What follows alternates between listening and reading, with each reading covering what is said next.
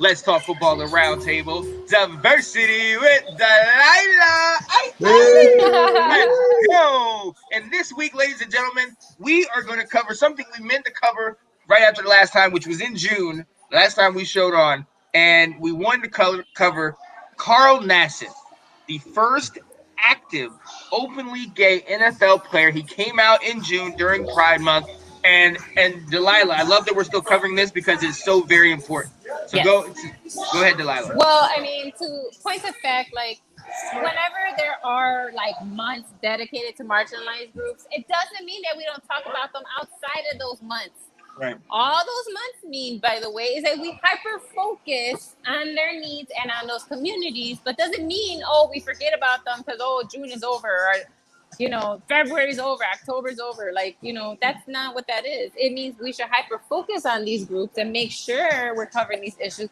But it doesn't stop. It happens all year round.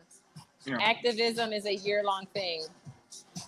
Anyway, so I wanted to cover, Carl Nassib because I did see it as a follow-up to Michael Sam, because Michael Sam didn't have the same, unfortunately, when he came out, he didn't have the same experience. He went through a lot of mental health issues.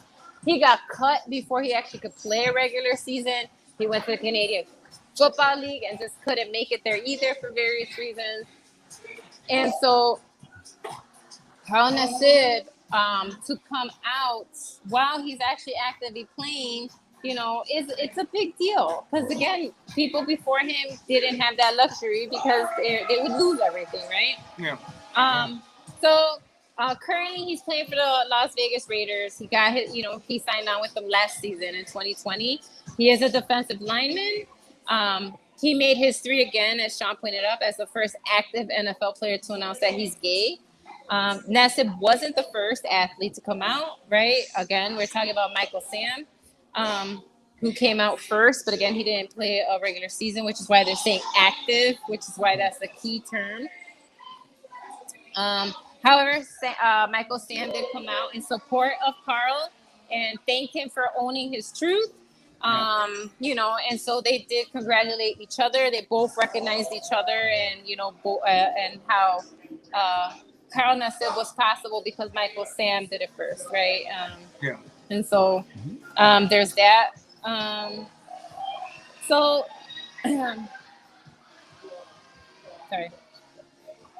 Before he played for Cleveland, because now I'm going to go into stats, right? So now we're going to go into like how he is as a football player.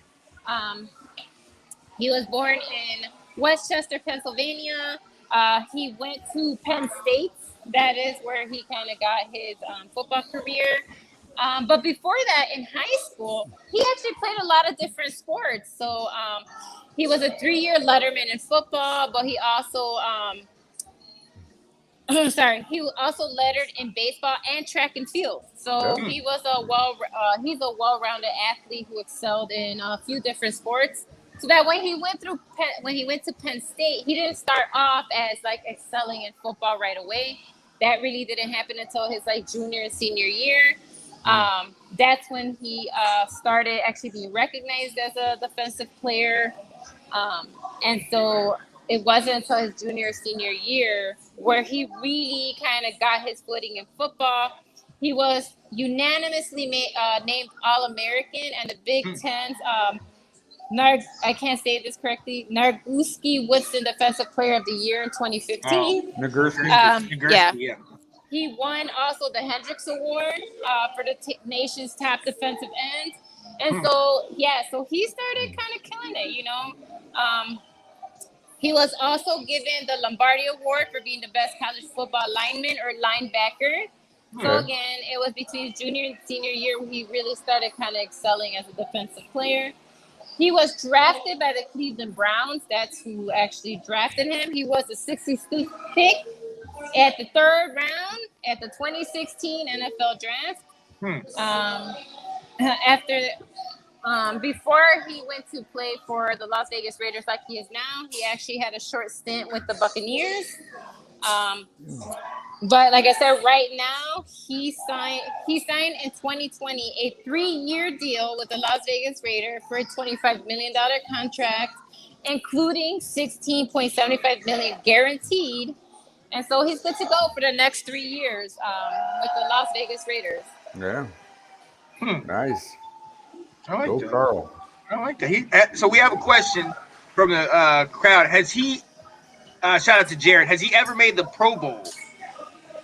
No, not currently. Hopefully he's got his chance this year with a revamped Las the Vegas Raiders. Raiders team. Yeah.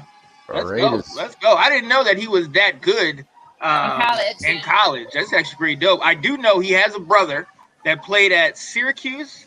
I think it's Sean Nassib. He was a quarterback, I believe. Yeah. That's pretty interesting. Yeah, so we'll see how he does for Vegas this season with a revamped team and everything. See what happens. Yeah. Oh, I like that. All right, Delilah. I like that. Appreciate that, Delilah. Appreciate that. Hopefully, honestly, with all the accolades and everything that we've heard from him when he played in college, hopefully he doesn't. Hopefully, Michael Sam's took all the brunt of everything. Like, hopefully he doesn't have to. Yeah. You know what I mean? And I mean, I think by the fact that he's been in the league, 4, 5, 6 years. Exactly. You know what I mean? It's people know these things in the locker room. People, they understand, they get what's going on. So hopefully it's not really going to affect him. I don't want to be tagged, oh, he's just a gay guy, blah, blah, blah. Because like you said, he's a pretty solid player, dominated in college, so. And what he does off the field should not, it's not illegal, it's not criminal. So whatever he does in the privacy of his own bedroom shouldn't matter once it comes Sunday at noon. Right. Doesn't matter. Let him do his thing. Right. Exactly. Doesn't matter.